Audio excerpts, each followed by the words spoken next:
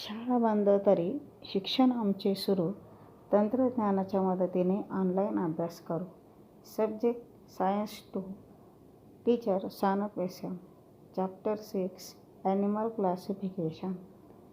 Here the phylum is hemichordata म्हणजे अर्धसमपृष्ठरज्जू प्राणी संघ.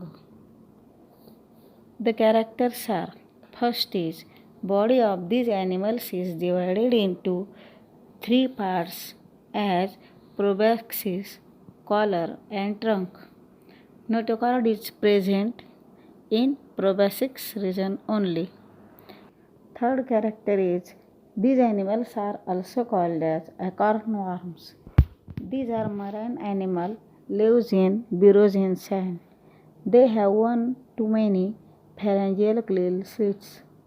They are unisexual. For example, Balanoglossus, Saccoglossus, etc. हे प्राणी अकॉर्नकृमी म्हणून पण ओळखले जातात. सागर निवासी प्राणी असून वाळूत बिळे करून राहतात. श्वसनासाठी त्यांना एक किंवा अनेक कल्लाविदरे असतात. एकलिंगी असतात किंवा उभयलिंगी असू शकतात. उदाहरणार्थ बॅलॅनोग्लॉसस, सॅकोग्लॉसस इत्यादी. The next phylum is Chordata. These animals have supporting notochord in their body. The following are the important characters of phylum Chordata म्हणजे समपृष्ठ रज्जू प्राणी संघाची वैशिष्ट्य. First is notochord is present in the body during at least any developmental stage. Second is pharyngeal gill slits are present in the body. Third is single tubular spinal cord is present on dorsal part of the body. And fourth is heart is present on ventral side of the body. म्हणजे विकासाच्या कोणत्या ना कोणत्या अवस्थेत शरीरात पृष्ठरज्जू असतो. ग्रसनी कल्लाविदरे असतात. चेतारज्जू एकच असून पृष्ठबाजूला व नळीसारखा पोकळ असतो आणि हृदय आहे ते अधरबाजूस असते. ए सबफायलम युरोकॉर्डाटा. बी subphylum सेफॅलोकॉर्डाटा and third C सबफायलम व्हर्टिब्रेटा or क्रॅनियाटा. म्हणजे फायलम कॉर्डाटाचे 3 उपसंघ पडतात: पुच्छ समपृष्ठरज्जू प्राणी, शीर्ष समपृष्ठरज्जू प्राणी आणि पृष्ठवंशीय प्राणी. The first one is subphylum urochordata. These are marine animals. Body is covered by skin like test or tunic. Larvae of these animals are freely swimming and notochord is present only tail region. Generally these animals are hermaphrodite. म्हणजे हे प्राणी सामान्यपणे उभयलिंगी असतात. सागर तळाशी स्थिरावल्यावर अळ्यांचे रूपांतर स्थानबद्ध प्रौढांमध्ये होते. सागर निवासी प्राणी असतात.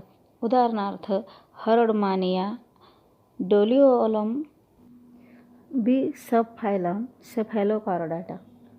First character is these are small fish like marine animal. Notochord is present throughout the body length. Pharynx is very large and contains gill slits. And these are unisexual. For example, Amphioxus. लहान माशाच्या आकारासारखे सागर निवासी प्राणी आहेत. ग्रसनी मोठी असते. कल्लाविदरे असतात व हे एकलिंगी असतात.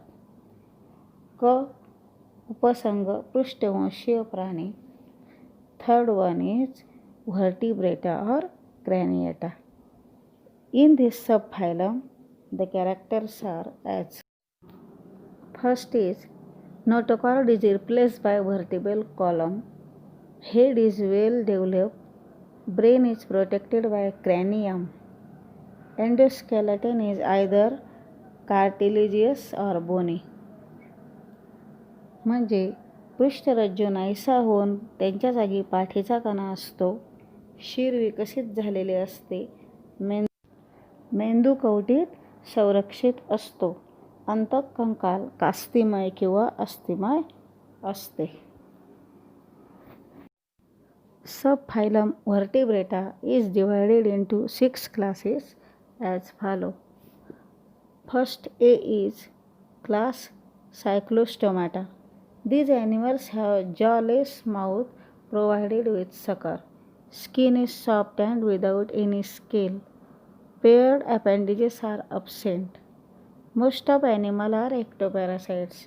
For example, Petromyzon, Myoxine, etc. म्हणजे चक्रमुखी प्राणी वर्ग. जबडे विरहित चुशीमुख असते. त्वचा मृदू असून खवले विरहित असते. अंतःकंकाल कास्थिमय असते. बाह्य परजीवी असून उदाहरणार्थ पेट्रोमायझॉन, मिक्झिन इत्यादी उदाहरणे आहेत. B class Pisces. These are cold-blooded aquatic animals. Body is spindle shape. They have paired and unpaired fins for swimming. Exoskeleton is in the form of scales. For example, rohu, pomfret, seahorse, shark, electric ray, stingray, etc. मत्स्य प्राणी वर्ग हा शीतरक्ती असतो. पोहण्यासाठी युग्मित अयुग्मित पर असतात. बाह्यकंकाल खवल्यांच्या रूपात असते. उदाहरणार्थ रोहू, पापलेट, समुद्र घोडा, शार्क, इलेक्ट्रिक रे, स्टिंगरे इत्यादी उदाहरणे आहेत. क्लास ॲम्फेबिया म्हणजे उभयचर प्राणी वर्ग. These animals are strictly aquatic during larval life and perform only aquatic respiration. They have 2 pairs of appendages. Exoskeleton is absent. External ear is absent. Neck is absent. Eyes are prominent with eyelid. For example, frog, toad, salamander, etc. बाह्यकंकाल नसते. अंगुलीला नखे नसतात. बाह्यकर्ण नसतो पण कर्णपटल असते. मान नसते. उदाहरणार्थ बेडूक, टोड, सॅलेमांडर इत्यादी उदाहरणे आहेत.